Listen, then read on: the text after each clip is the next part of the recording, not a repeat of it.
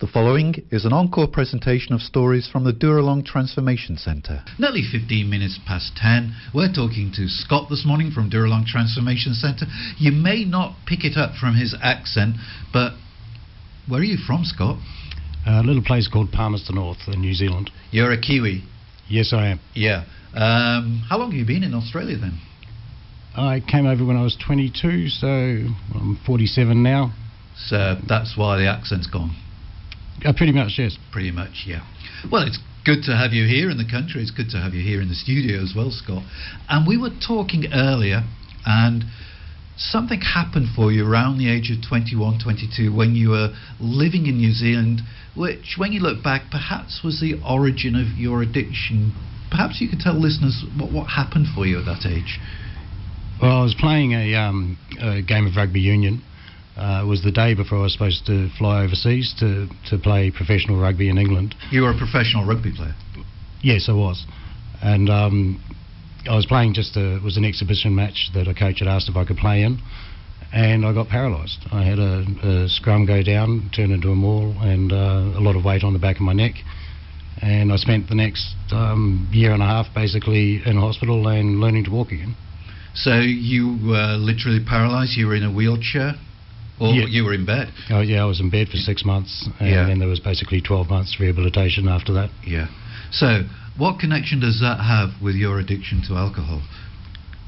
Well, before that happened, I didn't drink at all. The majority of my time was spent at school, studying and training and playing rugby union. Because you were a professional sports person, you wouldn't be drinking to excess, too? No, that's right. Yeah. I really watched my diet. Yeah. I was on a very strict regime. And when that all sort of went out the window, I decided to play catch-up with what I'd seen all of my friends doing, through the late school years and the early teen years and 20s. And I started to play catch-up, and I just, I didn't really stop. So whilst you were playing your sport and that was your career, you were, as you say, looking after your diet, looking after your alcohol intake, but all your mates around you were going to the pub, getting drunk, sex, booze, drink, girls, all the rest of it. And then when you had that enforced sort of retirement from rugby, you thought, I'm going to get some of this for myself. Well, that's right. I just felt that I'd wasted those years because I had this big plan of what I was going to do. Yeah. You grow up in New Zealand, and becoming an All Black is the be-all and end-all for any young male. Yeah. And all of a sudden it was gone, and I wanted to. I still had a reputation in my town because it wasn't such a big town. I was known as this good rugby player, so I wanted to sort of capitalise on that, and I started chasing girls as much as I could. Yeah. With that came alcohol and pubs and nightclubs. So this was about the age of 21? 21, yes. Just before you came to Australia then? That's right, yeah. Yeah. So what then led from that sort of catch-up, as you call it? How long did it take before you realised that alcohol was a problem for you? Well, I only really realised that about 3 or 4 years ago. I managed to go through most of my adult life holding good jobs, holding managerial positions. My last relationship was 15 years, so I managed to keep a lid on it, so to speak. I used to identify to people as that Scotty likes a drink. He's the bloke that's the life of a party. But neighbours and acquaintances would have looked in at your life from the outside and thought, oh, Scotty's got a pretty good life. He's got it all together. Well, yeah, I like to think so. Obviously, you think you hide things better than you actually do. I'm sure some people had a fair idea, they just didn't voice it. So, when did you accept then? Because you say you were holding down a series of responsible jobs, you had relationships, people outside, it looks fine on the surface. When did you realise that actually there's an underlying problem here? It looks good, people think it's good, but actually I've got a problem. Well, my health started failing again 3 or 4 years ago. I started getting dizzy spells. I was driving trucks at the time, and I started almost getting double vision while I was driving. I started getting anxiety, which I'd never had before. So I started going to the doctors to try and work out what was wrong. And after the third or fourth doctor's visit, they were asking me about what I drank and how much I drank, and I found myself lying to them. And it wasn't until I sort of would get home and realise that I was lying about what I was drinking. Yeah. And I told my partner, and she started telling me that I was drinking far too much. Yeah. I ended up breaking up with my partner over arguing about alcohol. And that was when the realisation sort of hit that, you know, I really do have a problem here, and it needs to be addressed. Because the addiction to alcohol's just broken up that 15-year relationship. Yeah, I had a 16-year-old stepdaughter at the time, who I still love very much. I'm still very close to her, fortunately. Yes. But yeah, it wasn't until all I had was my work. Yeah. And my alcohol. Yeah. And I was still very sick at the time. So. And you're failing physical health. Yes. Yeah. So, what steps were there between that realisation and finding yourself at Dooralong? I collapsed at work one day. Fortunately, I was in the yard. I wasn't actually behind the wheel of a truck. I collapsed at work. An ambulance came and got me. They took me to Manly Hospital. I was there for 8 days detoxing. I left detox, and within hours I was drinking again. It took me about 2 weeks before I was back in hospital again. This time it was Hornsby Hospital. They were detoxing me there, and I got into an argument with one of the nurses and decided I wanted to leave. A security guard came to stop me, and an incident occurred where I assaulted the security guard. And I left. 7 policemen came and got me and brought me back, and I got the option of going into mental health there or facing charges. So I chose going into mental health. Yeah. And it was the registrar of mental health who actually knew about Dooralong, and he spoke to me, and then he spoke to Dooralong on my behalf, and 10 days later I was on a train and I was heading to Dooralong. And at that stage you were happy to go to a detox. You had really accepted that this is a problem.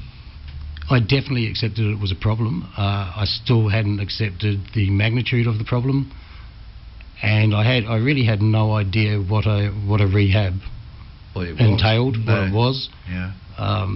So I was absolutely terrified. But to be honest, I really thought it'd be 1 month or 2 months out of my life, and then I'd just sort of be back to normal. I kind of thought there was a magic cure. Yeah, a magic wand would be waved and the old Scot would reappear. Yeah, well, I was definitely hoping that. Yeah, right. It's not like that. Not at all. Much harder. There's a lot of work involved. A lot of work. And you were saying, well, just before the 10 o'clock news, that out of the last, what did you say, 26 months, or out of the last 2 years, you've been at Dooralong for how long?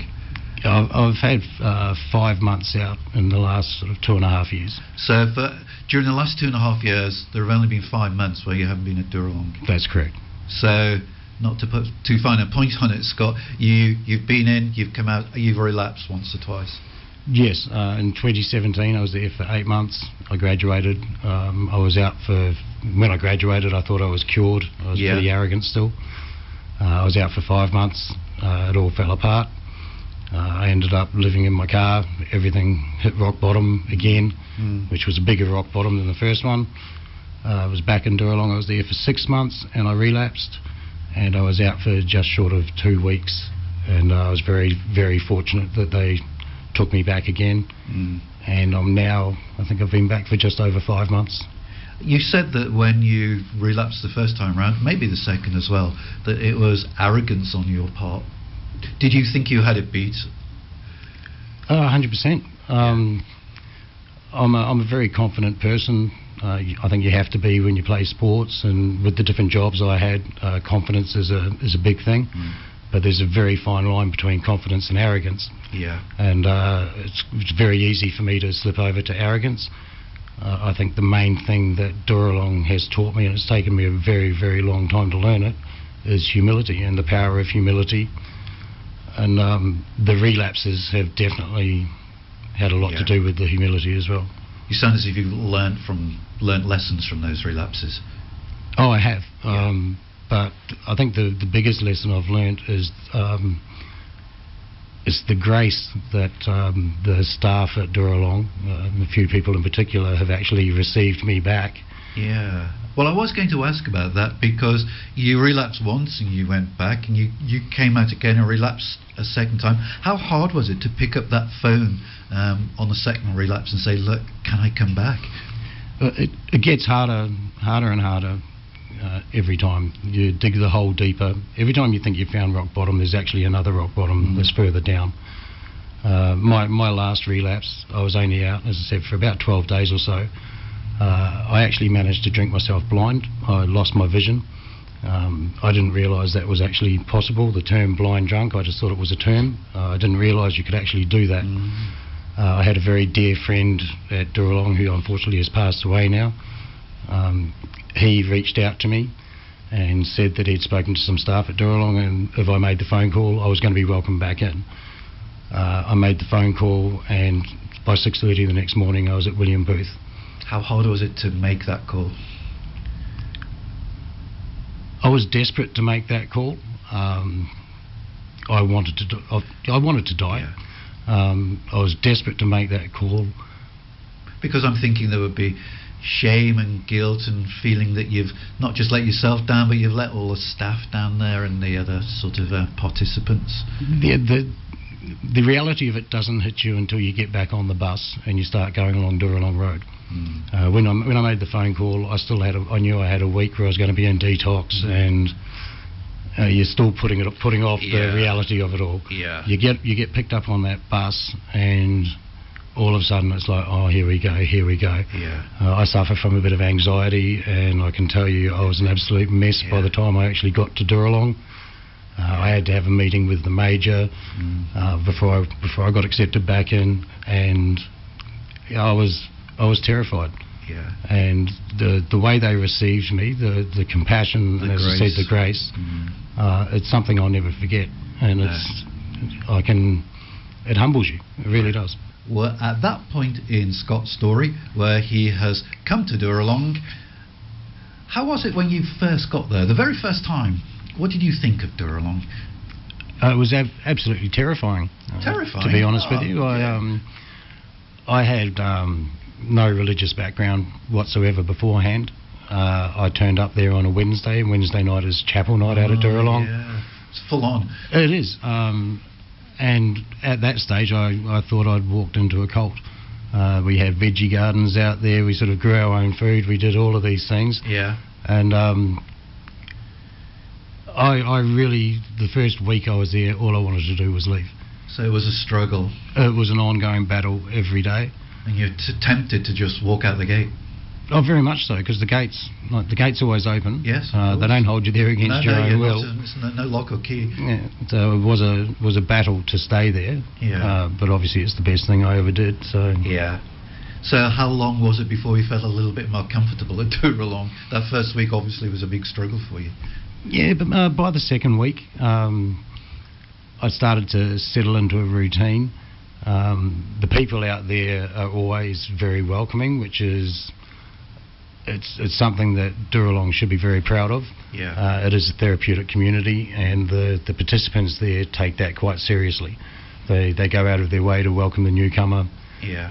And by the second week, I was beginning to feel a little bit more comfortable. Yeah, well, I was a lot more comfortable with the people I was around. Yeah.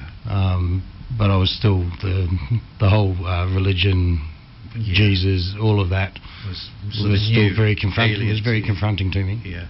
You mentioned the staff, and it's whenever we ask our guests, what was the good things and the bad things of Dooralong, they invariably, I was perhaps expecting them to say, oh, it's a lovely place, they got a swimming pool, we got the bush and the wildlife, but no, they always say the staff are the best thing ever at Dooralong. They're so passionate, so caring, just really beautiful people.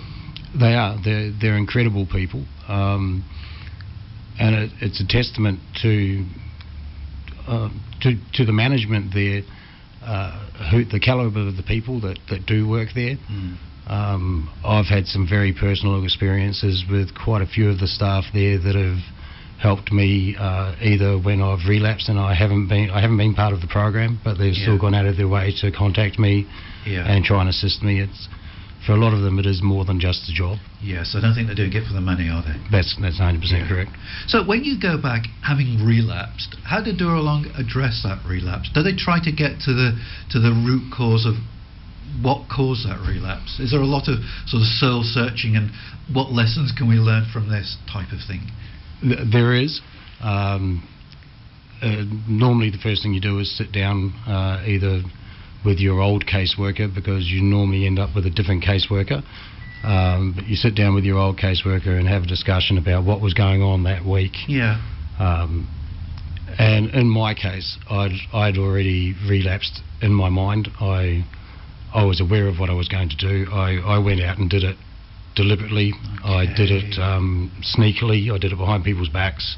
Yeah. It wasn't an accident of a trigger or something like that. So it wasn't a spur of the moment decision. You actually left Dooralong with the intention. Mine was planned. It was an anniversary of the breakup of my partner, the 15 years. There was 2 anniversaries that week, and just was not a good week for me. And instead of dealing with it the right way, old behaviours came back in. I'd been complacent in my program, so that arrogance that I was talking about came back in, and I started getting the I can get away with this. At no stage did I think I was going to get caught, and in hindsight it's the best thing that possibly could have happened to me. But at the time, I ended up homeless. Yeah. As I said, I drank myself blind. You're blind drunk, literally. So it was a very hard lesson to learn. Yeah, but an important one, a really important one. That on your own and in your own strength, you're not going to be able to do this. Oh, I've got no chance. No chance. No chance at all. Yeah. There's a good saying out there. One of the caseworkers out there, PJ, he likes to call what we learn practices. You learn all these practices, and we need to use them. He refuses to call them tools, because you can put tools back in the box, and you can forget about them. And that's exactly what I did, was just put them back in the box, forgot all about it. Yeah. I need to use the practices that I've learned. I need to use them in daily life. Yeah. All the time. We're talking there about not being able to do things in your own strength, and we've mentioned once or twice the sort of religious aspect of Dooralong. How are you now? You thought you joined a cult, but how are you now with the whole God thing? When I went in there, I was agnostic. I'd never looked at it. It was just something that didn't really interest me at all. One of the courses you can do out at Dooralong is the Alpha course. Yes. It was probably the best thing that I've done out there. During that course, I found God. I handed my life over to God. And since I've done that, I have found my recovery has been a lot easier. I don't carry around anywhere near as much weight or baggage that I used to. And I've managed to look back at a lot of things and actually realise that God had been looking over me at times when I thought I'd been abandoned. Yeah, that there was some design, some plan. Somebody was manipulating things in the background. Oh, right from the way that I ended up at Dooralong. I could just as easily have been in court facing those charges and ended up in jail and gone completely down the wrong track. And you were telling me, whilst some of the music was playing, of an incident that occurred quite recently, which really sort of illustrates how your thinking has changed since you've been at Dooralong and since you've sort of become a Christian. Would you mind telling the listeners that incident a couple of weeks ago when you were out on the road? We got a phone call asking my roommate, actually, he's one of the drivers out there, if we could go and pick somebody up from the train station. It was they were late getting back from leave. Yeah. So I went along with my roommate, and we were driving to Tuggerah Station, and unfortunately we drove past a fatal accident. A car flipped over. It was on its roof, and the police ended up closing the road afterwards. And as we drove past, we sort of looked at each other, And the first thing both of us said to each other was, some poor parent is going to be getting a phone call tonight. Now, it was quite remarkable because about 5 minutes after that, we both sort of looked at each other again and just realised the change in our thinking. 2 years earlier, we wouldn't have been so compassionate about it. That wouldn't have been the first thought to enter our mind about somebody else's parents. Yeah. It would have been more like we were lucky we avoided that, or something else. But so there's been a change on the inside. Oh, there has. And later that night, we were talking about it some more, and we just realised just how much God has been on our side. There's been many times where I've been behind the wheel when I shouldn't have been. The same with my roommate. Some of the driving, there's been many times that we should have been dead and we're not. And sometimes we just need to look at things like that, and it just reminds us that how lucky we are, and that we do have a higher power. And in my case, it's God. And thank Him. Yeah. Still with Scott in the studio, we've been talking about his past life, his present life at Dooralong, and the way in which his acceptance of God has really changed him from the inside. What does the future hold? I know that's just like an impossible question. How could I ask that? But you must have some dreams and hopes for the future, Scott. I do. Right now, I'm a little bit in limbo. I've put in paperwork to be a mentor out at Dooralong. Yeah. If that gets accepted, I'll spend the next 6 months out at Dooralong, basically just giving back in a capacity to look after the newcomer, just to help people out, to be an ear for people to go and talk to when they need help. That's right. And you've got a wealth of experience of Dooralong and relapse and addiction in your life, so a lot of experience that other people could learn from. Well, hopefully, yeah. That's what I want to do. I feel that I owe Dooralong, basically I owe them my life. Yeah. I'm pretty sure they have saved my life. Yeah. And I would like to give back. I'm not in a position to give financially or in any other way, so I would like to be able to give them my time and do that. The arrogance you were talking about from the previous 2 relapses, is that under control now? I would like to say it's gone. Every now and then it still raises its ugly head. Ego is still always there, isn't it? Well, that's right. I'm certainly on top of it, and it's certainly something that I monitor as much as I can. Yeah. And will you be staying on the Central Coast? I know you say you came from sort of Manly or the Northern Beaches. Will you be heading back to Sydney, or sort of staying in the quieter Central Coast?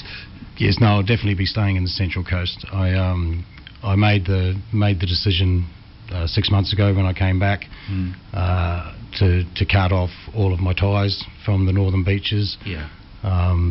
I basically have a couple of friends on the Central Coast, and that's about it. Yeah. I have a church family at Long Jetty that I'm trying to get to know more. And that's important, isn't it? I mean, I've said this before, but church family is one of those sort of phrases we use. It can almost become a cliche, but they are like a family. They are, but I also I want to stay close to Dooralong. That chapel on Wednesday night where I thought Dooralong was a cult initially, that's become the highlight of my week at Dooralong every week. Yeah. And I would like to be able to go back to chapel on Wednesday nights when I do leave Dooralong. Yeah. So ideally I'd love to find work around the Tuggerah sort of area. Yeah. Now you say you used to work in sort of you were driving trucks and things like that. Is that what you hope to go back to then? I'm actually looking for forklift work. I've driven forklifts for the last 18 years. Wow. So any sort of warehouse work, forklift work. So look, if there's anybody out there listening who needs a forklift driver, get in touch with Rima and we'll put you in touch with Scott. Thank He's you available. Well, he's available when he graduates. And look, it's chapel night tonight, isn't it? It is, yes. I'm looking forward to it. I've got a very good friend graduating tonight. I said I'd say his name. So go for it. Dave Sims, congratulations. Look forward to seeing you tonight. Yeah, so well done to Dave. He's been at Dooralong. He's put in all the hard yards and he graduates tonight. That's super. Well, give all our best to everybody back at Dooralong. It really is a terrific place. And thank you, Scott, for coming in and being so open and honest with us.